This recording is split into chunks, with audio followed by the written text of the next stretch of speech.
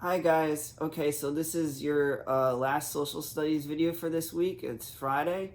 Um, we are moving towards independence. Okay. Last time we talked or made this video, we talked about the battles at Lexington and Concord and how, um, although the British ultimately won, we had some. I say we, but I mean the colonists, who were going to eventually be Americans. They had some early victories, and it proved to themselves and the world that they could be a formidable force to fight against the British. Okay, and even though at Bunker Hill, if you remember in my last video and from the reading last time, the British won, but they actually lost more soldiers than us. So we were fighting at a disadvantage because the British was a huge empire at the time. It had a lot of money, trained soldiers, and there was just at this point militias, meaning just soldiers, volunteers from colonies, boys as young as 15.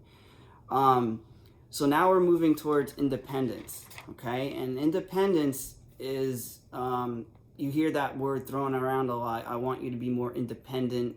I might even say that, I want you guys to be, try to do your work more independently or do things on your own. So in this sense, independence means freedom from rule by others, okay?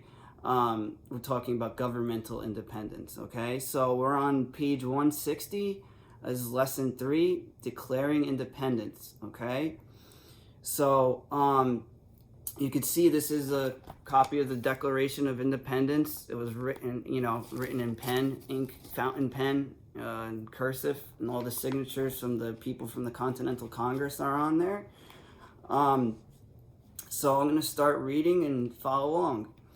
The fighting in 1775 forced American colonists to take sides. Many loyalists disagreed with British laws, but they hoped to settle the conflict peacefully and remain part of Great Britain. This is what I was talking about. There was people that wanted their rights back, but they thought they could still get them back peacefully, and they wanted to avoid war at all costs. Then there was patriots, however, felt the colonies should govern themselves. It was time to become a separate country, they argued. Okay, so now this is the Second Continental Congress, the second time they meet. So in May 1775, representatives from each of the colonies met in Philadelphia, just as they met for the First Continental Congress the year before. This Second Continental Congress had many decisions to make. It chose John Hancock from Massachusetts to be president of the Continental Congress. Okay, so number 1 asks us to look at the map of the 13 colonies. Circle the colony Patrick Henry came from, the colony where John Hancock came from, and the city where the Second Continental Congress met. Write why you think representatives met in that city. Okay, so they just said it. John Hancock was from Massachusetts, so that's way up north, right up here. Okay. If we go back to page 156, where it says Patrick Henry speaks out, he was from Virginia. Okay, so that's way south, right? Okay. Virginia is all the way down here. Okay, so it's said, the question's asking if these two men are from here and here, why are they meeting here in Philadelphia? Okay, so geographically, the point they're trying to make is it was kind of in the middle. For most of the colonies, yeah, it's a little bit north, but for the most part, it was a good meeting place because it's right in the middle of all the 13 colonies, okay? So that's what you're going to write. Why do you think the representatives met in that city? It was in the middle of the colonies, okay? Let's go on to page 161, okay? One of Congress's first acts was to create the Continental Army. So this is different from the militias that were fighting. They're just people fighting for individual colonies. This is going to be all the colonies together, okay? And it even says in the next sentence, this was an army of paid soldiers from the colonies, okay? George Washington, a wealthy planter from Virginia, was chosen to lead the army. Now, we all know what George Washington goes on to do. He was going to become our first president, okay? So right now, he's General Washington at this point. Washington had fought in the French and Indian War and was a skillful soldier. Although they planned for war, many representatives in Congress still wanted peace with Great Britain. To further this goal, Congress sent an official message directly to King George III. It was called the Olive Branch Petition.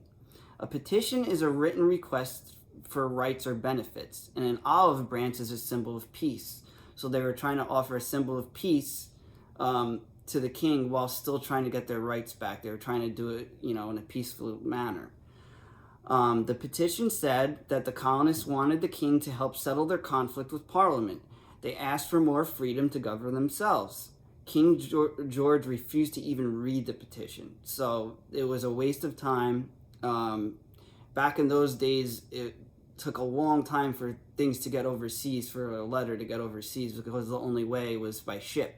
Okay, and that could take weeks and weeks, possibly months. So that didn't work. So obviously, and we were already fighting, British soldiers. So we wanted to declare independence at this point. We wanted to become our own country.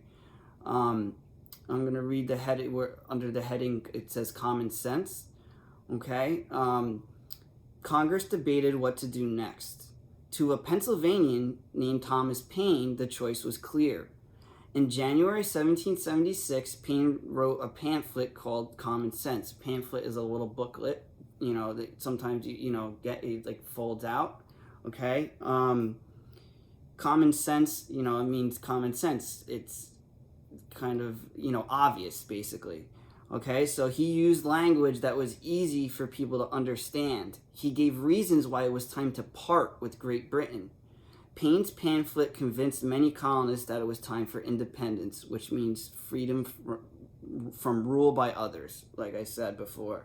And this pamphlet got circulated around. The printing press wasn't that big at this time, but thousands and thousands of this pamphlet were copied and circulated around the colonies, and a lot of people read it, and it became very popular. All right, that's a picture of King George III. Not a picture, a painting. We don't know how he really looked because they didn't have photographs back then.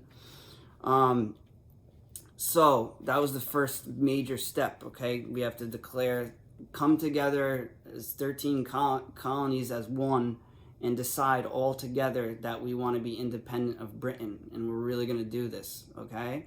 So this is the beginnings of our country, of the United States of America. So pretty exciting stuff. And when we come back next week, we're going to talk about how we formed our own government, and the difficulties and challenges that we faced, or our forefathers faced, in developing government and while fighting off the British. Okay, thanks for watching, and have a great weekend.